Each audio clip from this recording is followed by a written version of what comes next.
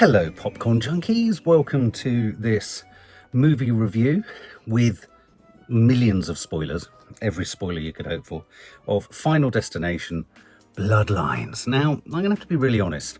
Every time I say Final Destination or I tell someone I've seen Final Destination, they go, oh wow, what did you think of the others? And I'm like, I haven't seen any. I mean, I've heard of it. If I'm really honest, I thought Final Destination was actually a PS4 game or a PS3, 5 game. So Final Destination is something that's passed me by. And I think possibly the only reason for that might be I've just always thought they were so chuckaway that they weren't really deserving of too much attention. I don't know. I prefer a sort of indie, classy kind of rule-breaking, well-acted kind of horror film. This is like a little bit like last year. I saw my first Terrifier movie, Terrifier 3.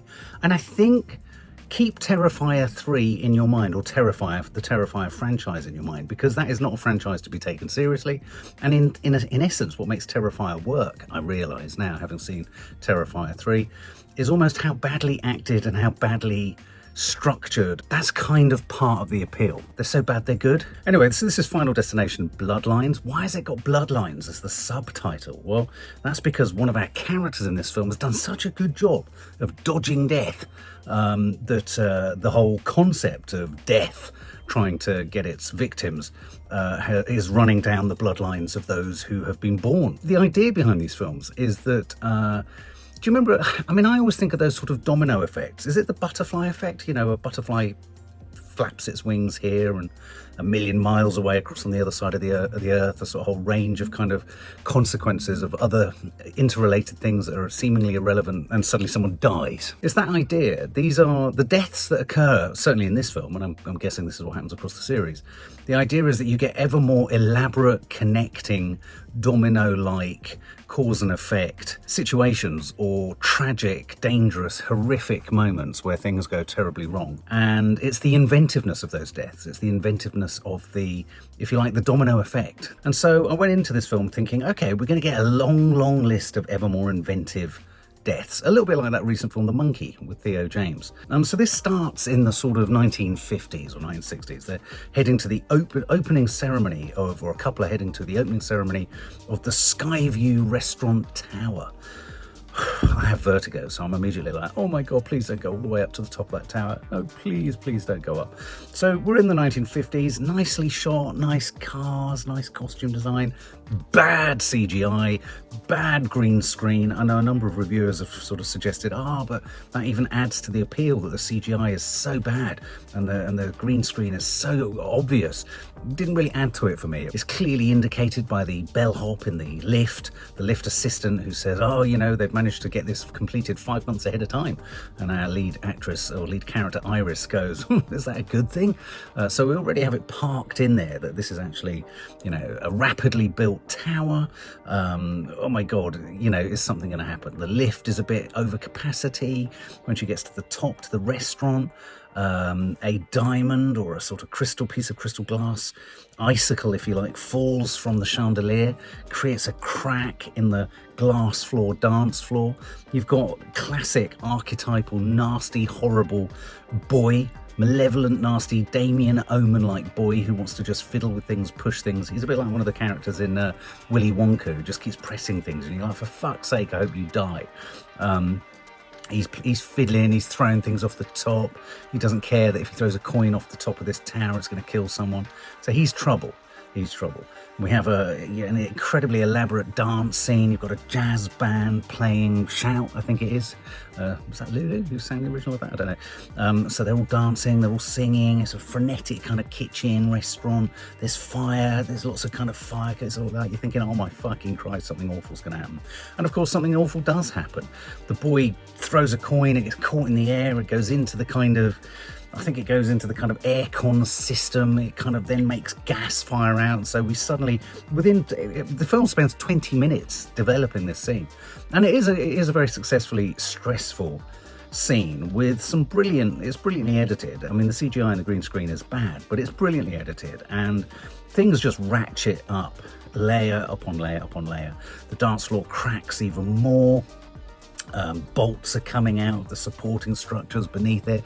Gas is pumping out of this kind of the gas pipes, and you're thinking, oh my god, in a minute the fucking kitchen's going to go up in flames. And of course, everything happens. It all goes terribly wrong. The whole thing starts to tilt over, fall apart. The glass falls through.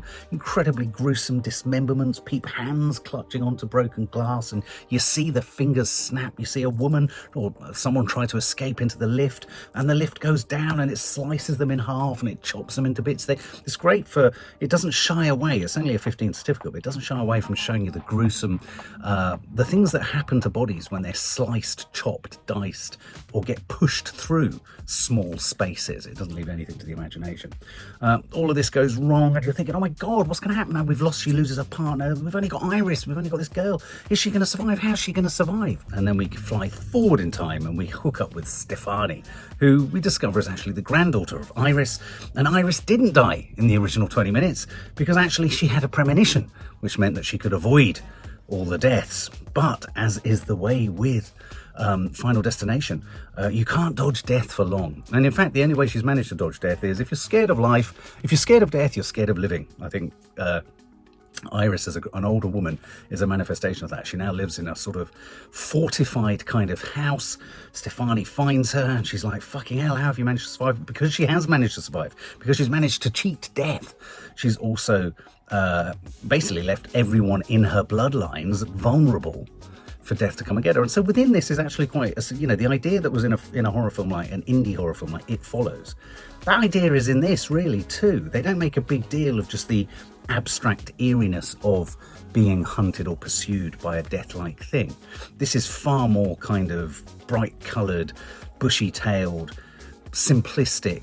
It's not poetic, it's not creepy, it's just, oh my fucking Christ, where is death next coming from? That lawnmower, that broken glass, that drill, or that light falling on me? It's that kind of thing. And I have to say, once I got into the jam of this, I kind of enjoyed it. I have to say, I found it kind of fun. It was like, I mean, really, any review of this film is really a review of which death did you like the most? And I, for a fact, know the death I like the most, but I'm going to move through them and I'll tell you why I liked that death the most. Iris is sort of, you know, she's kind of fortified her in, she's set herself into this place. She's got kind of, she's trying to, everything about her place is kind of designed to stop death coming in. But she struggles to make Stefani a young lead female protagonist. She's like, you've got to believe me. So the only way she can make a believer is by coming out of the house, giving her a scrapbook of tips and kind of motifs and advice on what to look out for when death is on its way or death is about to happen. And she said, well, the only way I can show you, and she stands there and the wind whips up and something whips to the left and a weather vane flies through her face. I mean, literally.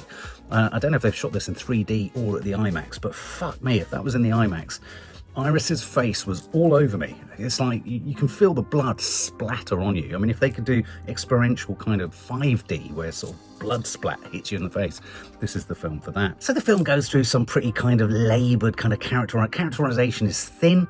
Character development is thin. The interrelationship between people is just about worked out. They're siblings.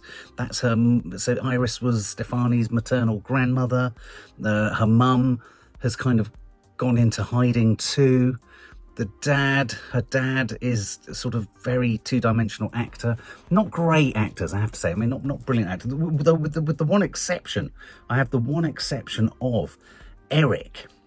Richard Harmon, who plays Eric. So really, this is a film of just let's get to the next scene where we can keep dropping MacGuffins. Alfred Hitchcock coined the phrase the MacGuffin, a sort of hyper-situated object like a lighter or a set of keys. That is kind of instrumental to the plot, but actually serves no purpose in the end. It's a MacGuffin. It's kind of like we're sending you up a blind alley. It's kind of like a dead end. You don't need to know it. So and you can see what the filmmakers have fun here. They do sort of shots linger over certain inanimate objects for longer than they should. Or like, you know, in the barbecue scene where the whole family's together, you know, Granny has now died with a weather vane through her face. They've had the funeral, but they're now having a barbecue. And like they're bouncing on the trampoline, and beneath the trampoline there's a kind of rake with really sharp bits, and the camera keeps hovering over all these sort of, where's the next obvious cause of death going to come from? And of course in the barbecue scene, the dad figure in it, basically something hits something, a hose pipe hits something else, and then it fires a lawnmower off, and the lawnmower lands on his face and basically lawn mows his face. So acting is very much secondary to an increasingly ridiculous plot, but structured. They observe the rules of death. They observe the rules of the Final Destination rubric, which is who's going to be next and how are they going to get gutted. And all the while Stefani's now running around with a scrapbook. I felt a bit nostalgic actually about scrapbooks. Why don't we keep them anyway? And then we get to Eric, he's a provocateur. Whenever you have a provocateur within a horror film, they're usually going to die pretty damn soon, aren't they? If they're smoking spliff, or if they bare their breasts or have sex, it's like, you are the deserving fodder of death. And Eric very much squeals and screams fodder of death. But there's a neat little kind of family secret that comes out, which is the kind of family secret we all kind of slightly dread if we do things like DNA tests. He discovers that actually he's not wholly the son of, or the daughter, or the son of, basically his mum had an affair. So he kind of wasn't the next one to die. So that scene that you've seen in the trailer, where he gets dragged off and pulled above the thing, and you think, oh my God, his nose is going to be pulled off. No, his piercings are going to come back to feature in this film later on.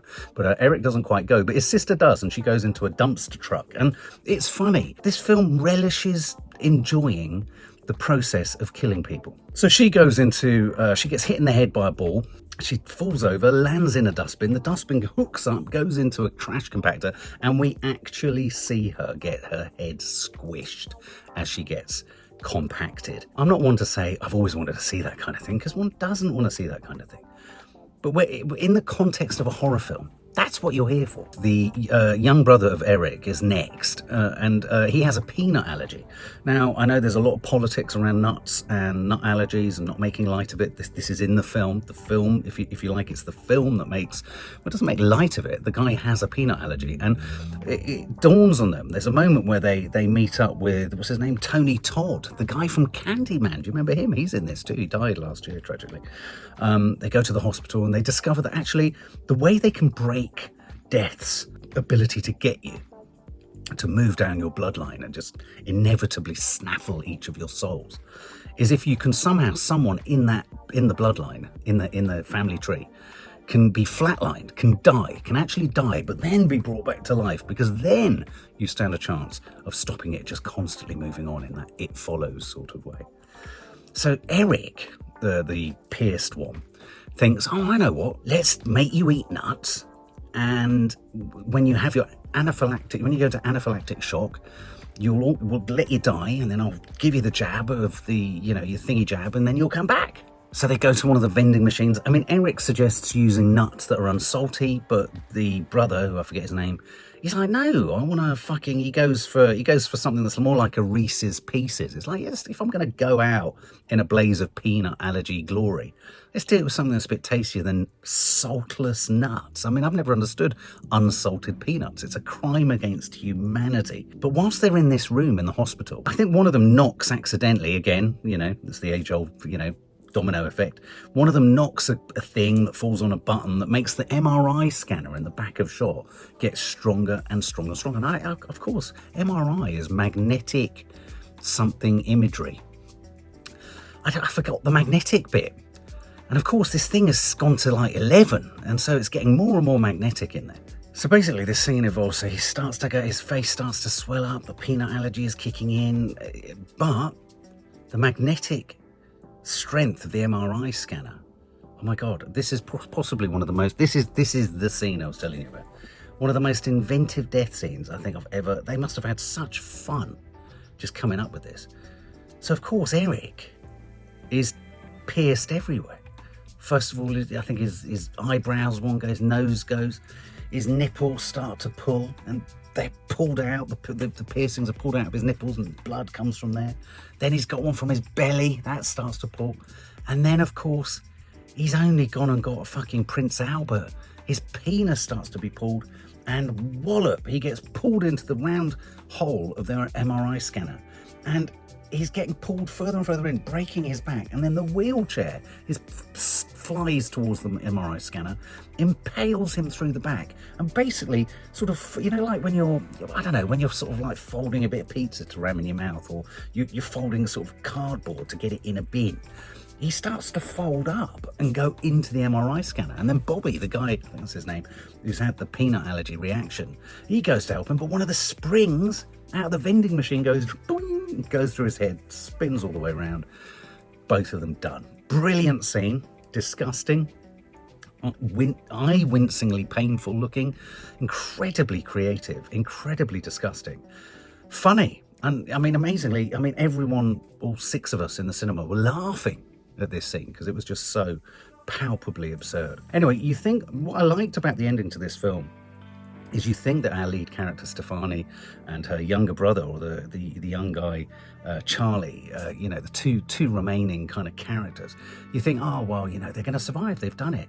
But no, an old woman who accidentally has picked up the coin from the actual scrapbook of Iris earlier in the film because it fell out somewhere.